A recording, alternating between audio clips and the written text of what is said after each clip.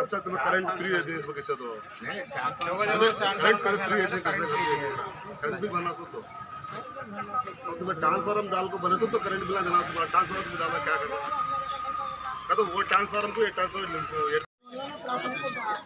पूरा लिंक చేశాండి నిన్న మీరు సతాయిస్తుంది ఈ రోజు రోడ్ డైవర్ట్ చేశారు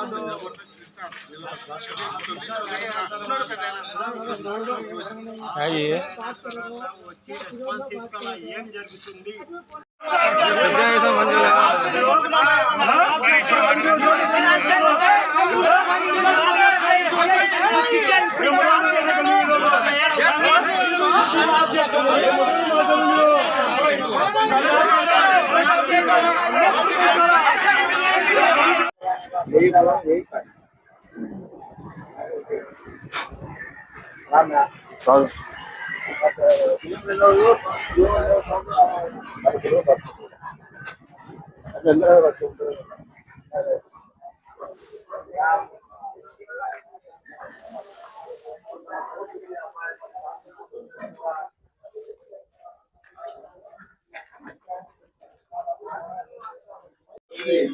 ఈ రోజు కొద్దిగా మనం వచ్చిన వాళ్ళే కొంతమందిలో కొంతమంది కూడా ఆడ నిలబడుతుంది కదా అంటే ఇంక వేరే చెప్పింది కరెక్ట్.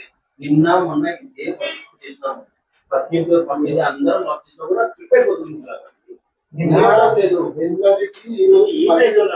చేసినాం కాబట్టి సాయంత్రం నిలబడేది సాయంత్రం కూడా ఆఫ్ చేయించాం.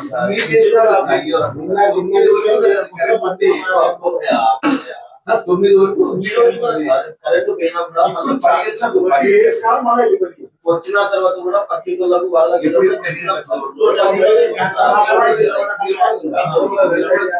పరిగెత్తి వచ్చి నిలబడలే. అది అవగలి కాబట్టి మనకి అప్పుడే ఇంటి పక్కన రేపే పెట్టాలా అంటే స్టాండ్ అవి పోయి మధ్యాహ్నం వస్తుంది. రేపు మధ్యాహ్నానికి ట్రాన్స్ఫారము చెప్పుకొని తొందరగా ఏమని చెప్తాం దాని ప్రయత్నం. ఈరోజు సండే కాబట్టి లేదంటే ఈ రోజే ఎట్లా ఒకట చేయించే వాళ్ళము. రేపు మధ్యాహ్నం సాయంత్రం రేపు సాయంత్రం ట్రాన్స్ఫర్. ఒక చిన్న విషయం సార్, నా పేరు మా అన్న భాష అన్న. ఒక రోజు బిల్లు కట్టకుంటే రెండో రోజు పేటలో మా పేటని కాదు వేరే పేటలో కూడా ఆటో వస్తుంది. ఏమని బిల్లు కట్టకుంటే పెనాల్టీ కట్టాలి, కట్టకుంటే కట్ చేస్తామంటారు. నేను డ్రైవర్ని, నేను బయట ఉంటాను. మంచిదే. ఇప్పుడు నేను ఆన్లైన్లో కడతాను. మా ఇంట్లో అమ్మానాలకు తెలియదు, చదువు రాదు. నేను కట్ట లోపల కూడా కట్ చేసిపోతారు. కట్ చేసినందుకు 100, తగిలించినందుకు 200. ఈ డబ్బులు ఆడికిపోతాయి సార్. ఒక బీద మనిషి ఎట్లా కట్టాలి సార్? మాకు గతంలో చేసి ఏమైందంటే బిల్లు ఈ నెల అయినాక వచ్చే నెలకు తిరిగిపోయింది. ఇప్పుడు ఏమైందంటే ఎప్పుడైతే మనము కాస్ట్ వాల్యూ పెరిగిపోతా ఉందో, పెరిగినప్పుడు జనరేషన్ సపరేట్ గా ఉంది, ట్రాన్స్మిషన్ సపరేట్ గా ఉంది. ఎప్పుడైతే మన కరెంట్ కావాలంటే ఉత్పత్తి చేయాలంటే డబ్బులు వచ్చేసి 10 రోజులకు ఒకసారి కడతా ఉండాలి. అక్కడ మొత్తం అంత కోట్లు ఎవరైతే ఉత్పత్తి చేయాలనో వాళ్ళకి కడతా ఉండాలి. 10 రోజులు ఉన్నప్పుడు 10 రోజులకు బిల్లు కట్టించుకోవాలి. కాబట్టి మనకు బిల్లు ఇచ్చిన తర్వాత మినిమం 14 రోజుల వరకు 21 రోజులకు వచ్చేసి దానికి డ్యూ డేట్ ఉంటుంది. 21 రోజులు దాటిపోతే మనం ప్రతిరోజు ఫోన్ పేలు అన్ని చేసుకుంటున్నాం కదా, ఒక ఫోన్ పేలు కట్టుకోవచ్చు కదా. మాకు 21 రోజుల తర్వాత కంపల్సరీ మీరు వసూలు చేయండి అనేది టార్గెట్. 23, 24 నుంచి 31 లోపల. ఎట్లా అంటే మేము ఒక సెలవులే అప్పుడు ఖచ్చితంగా ఇంటింటికి పోయి తిరిగి చేసుకోవాలా. ఇది కూడా కార్యక్రమం కూడా దాదాపు 2-3 ఏళ్ళు ఉంటే తగ్గిపోతుంది. ఎట్లా అంటే స్మార్ట్ మీటర్స్ వచ్చేసినాయి. మనం ఎట్లా మేము అంటున్నావే రీఛార్జ్ ఆ మీటర్లే ఇవి. దాంట్లో బిల్ ఏమి ఎక్కువ రాదు. కాకపోతే మీరు అంటున్నారు కదా మేము ఎక్కడో వేరే చోట ఉన్నాం, మీరు 150 యూనిట్లు మీరు కాల్చుకుంటారు అనుకున్న ప్రతి 150 యూనిట్లకే అయిపోతుంది. ఆడే కట్ అయిపోతుంది. 4 రోజులు టైం ఉంటుంది, దానిలో గ్రేస్ పీరియడ్ ఉంటుంది. నువ్వు రీఛార్జ్ చేసుకుంటావు అంతే. నువ్వు వచ్చి కట్ చేస్తానైతే అదల్లా ఉండదు. నీ మీద ఇంటెన్షన్ ఉంటుంది. నీ మీద ఇంటెన్షన్. ఈ రోజు ఫాతిమా మజీద్ మరియు లోపల పడ్డ కుద్ద కాలనీ ప్రజలమందరము కరెంట్ ఆఫీస్ దగ్గరికి రావడం జరిగింది.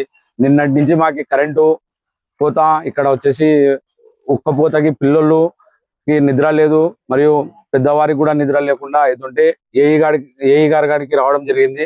ఏఈ గారు సానుకూలంగా స్పందించి మాకి అక్కడ ట్రాన్స్ఫార్మర్ ప్రాబ్లం ఉందని చెప్తున్నారు. ట్రాన్స్ఫార్మర్ ప్రాబ్లం కి మేము సొల్యూషన్ కూడా తెచ్చినాము.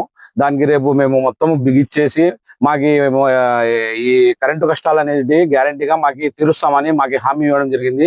మరియు నంద్యాల మంత్రివర్యులు శ్రీ ఎన్ఎండి ఫారూక్ గారు కూడా మనకి ఈ ఏఈ గారికి కొంచెం వచ్చి ఇక్కడ ఏదన్నా ఉంటే మా పరిష్కారం తీర్చాలని ఫాతిమా నగర్ ప్రజలందరం కోరుకుంటున్నాము. ఈ కరెంట్ ఉన్న కష్టాలు మీకు తెలియాలని ఈ అర్ధరాత్రికి న్యూస్ రిపోర్టర్ నూర్ బాషా గారు రావడం మా కష్టాలని వాళ్ళతో పంచుకోవడం జరిగింది. మరియు ఏఈ గారు 100% రేపు మాకి తీరుస్తామని చెప్పినారు. ఇప్పుడు ఒక లైన్ తీసి ఒక లైన్ పెడతామన్నారు. మాకి ఈ కష్టం నుంచి మాకి తీర్చండి. అందరికీ నమస్కారం. ఇప్పుడు మనకు ఇక్కడ నడిగడ్డ ఏరియాలో ఫాతిమా మస్జిద్ ట్రాన్స్ఫార్మర్ అయితే 160 kV ట్రాన్స్ఫార్మర్ ఉంది. ఆ ట్రాన్స్ఫార్మర్ ఓవర్లోడ్ అయితే అయింది కాబట్టి దానికి సంబంధించి మేము ఆ ఓవర్లోడ్ రిలీఫ్ చేసుకోవడానికి పక్కన వేరే ట్రాన్స్ఫార్మర్ నుంచి కూడా లైన్ లాగి ఆ ప్రయత్నించి లోడ్ రిలీఫ్ చేయించాము. కాకపోతే సమ్మర్ కావటం వల్ల లోడ్స్ అనేది అబ్నార్మల్ గా వెళ్ళిపోయాయి. అంటే కొంచెం ఇంట్లో కొంచెం టెంపరేచర్ పెరిగిపోవటం కానీ వాళ్ళు కానీ కొంచెం అవసరాలకు ఏసీలు పెంచడం వల్ల అబ్నార్మల్ పెరిగిపోయాయి. నిన్న కూడా కంప్లైంట్ ఆ రకంగా స్టార్ట్ అయింది. దానికి మేము లైన్స్ కానీ లోడ్ బ్యాలెన్స్ కానీ చేసాము. అయినా కూడా ఇంకా అబ్నార్మల్ పెరిగిపోయాయి కాబట్టి మేము ట్రాన్స్ఫార్మర్ ఆల్రెడీ ఆ ఎగ్జిస్టింగ్ ట్రాన్స్ఫార్మర్ కింద ఎన్హాన్స్మెంట్ పెద్ద ట్రాన్స్ఫార్మర్ శాంక్షన్ చేయించుకున్నాము. దానికి రేపు మా పై ఆఫీసర్ను ఈ రోజు మాట్లాడాము. రేపు ట్రాన్స్ఫార్మర్ డ్రా చేసి రేపు అదే స్థానంలో పెద్ద ట్రాన్స్ఫార్మర్ ఏర్పాటు చేసి ఈ సమస్యను పరిష్కరిస్తామని కోరుతున్నాను.